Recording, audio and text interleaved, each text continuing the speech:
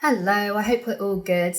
I felt compelled today to come home from work. I've already done a 10-hour shift, but I felt compelled to come home and do a piece on the reasons why I left the NHS and why I chose to leave my profession as a midwife full-time, because it's things that aren't being discussed properly in the news, and I just think it really needs to be out there. So this is to the government, specifically Steve Barclay, our health secretary, and anyone else who's interested in learning the reasons why very good midwives in our country are choosing to leave the profession.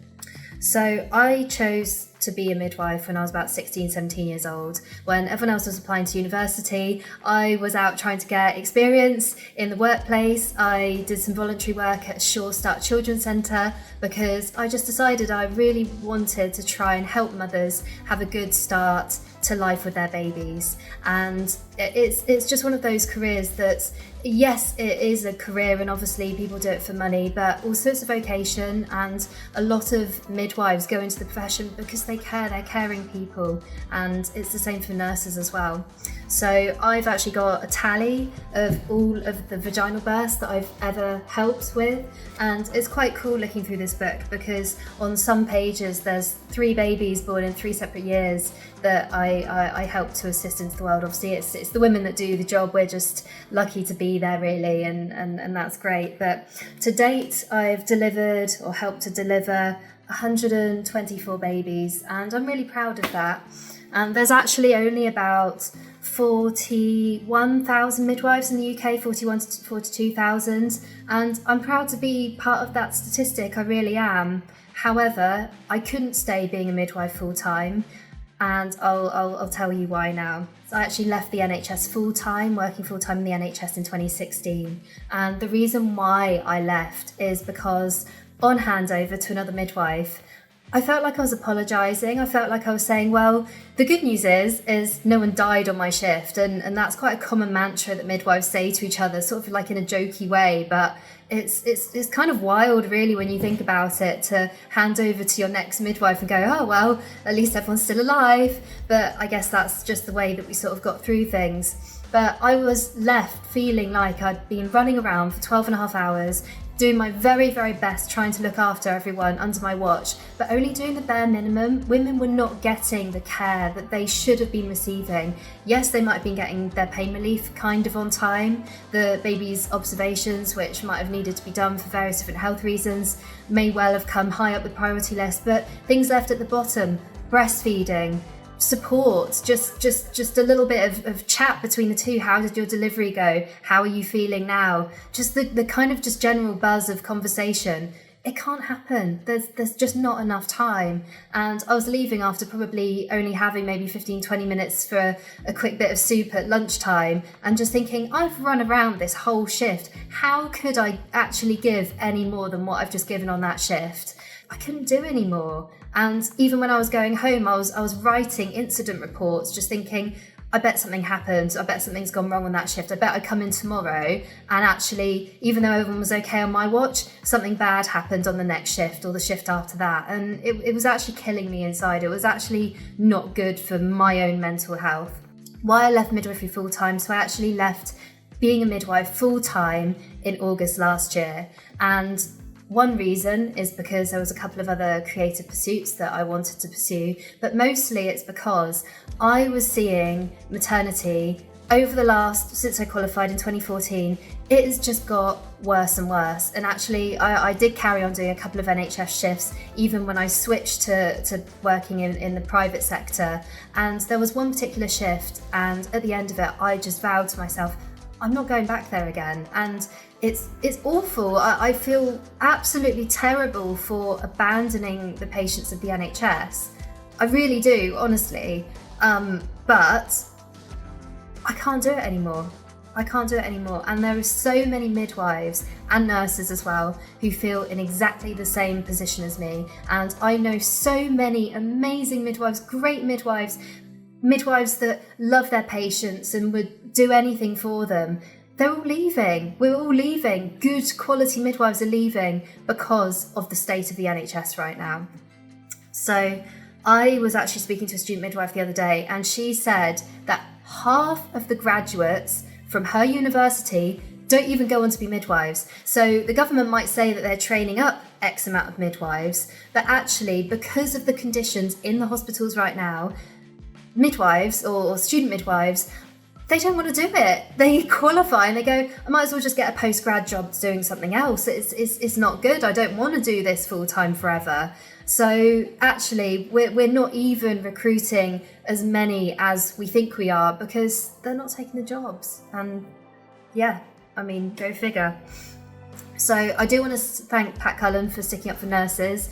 We as midwives are fighting the same fight. I know we have accepted the 5% pay offer, and it's interesting actually, I didn't even receive a ballot through the post for that, so I do wonder how many other midwives are in the same position as me. However, if you are asking me, if you pin me down to a wall and say, would you strike if I was still working full time? And I don't think I would, and the reason why is because I just think there's so much that can go wrong if midwives go out on strike.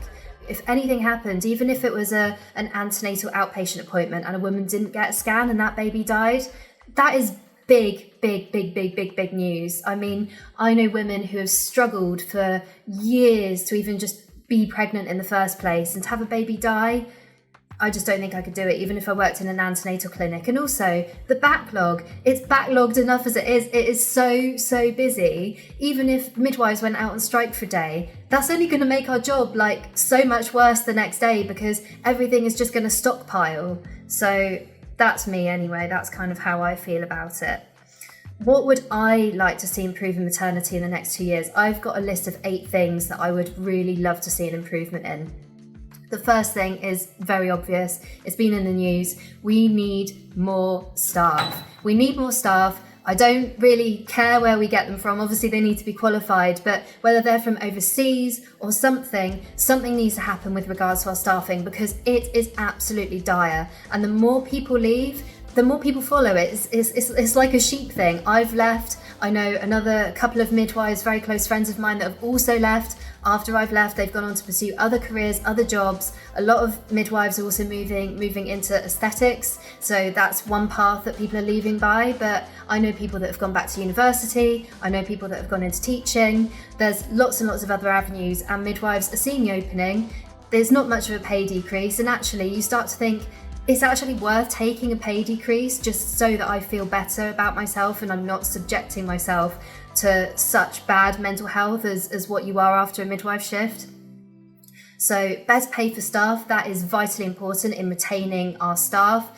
5%, okay fine, midwives may have accepted that for now, but this needs to increase. I know it is a cost of living crisis. I know everyone needs more pay, but this is really important because the thing is, if mothers have a bad experience, then this actually has an impact not only on the mum, it has an impact on the relationship between them and their partner, and it also has an impact on the child because that child then grows up knowing that mum had a bad experience with her labour.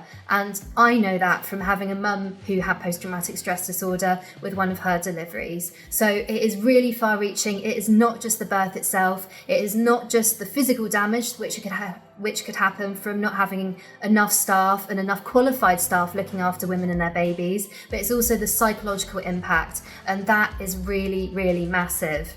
We need better antenatal care. The wording in certain programs sets women up for psychological failure. Things such as normal birth. It is a vaginal birth. If people choose to have a cesarean section, that is totally okay. We should not be putting off women having a cesarean section if it's better for their physical and mental health just because of the wording. I think that's really wrong.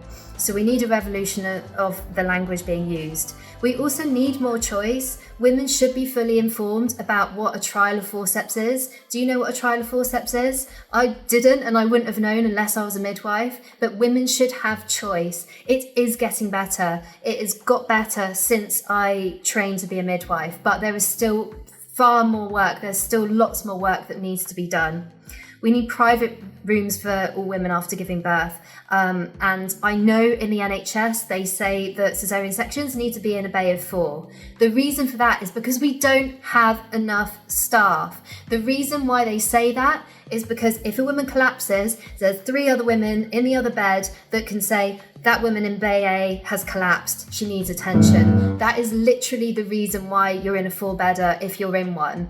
There are private hospitals in the UK that have women that have just had a cesarean section in private rooms. It is down to staffing again. And I really think after you have a baby, you deserve your privacy. That is my thoughts on it. That would also mean expanding all of the hospitals because we need more bed spaces as well.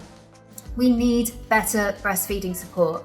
At the moment, women are being told, you have to breastfeed, but then there's no support for it. How are women going to do something as difficult as breastfeeding? Because it really is a journey, and it takes a lot of mental strength, but it also takes a lot of practice and a lot of guidance to get it right. We need to help women, and that might mean training up healthcare support workers so that they can deliver that breastfeeding support.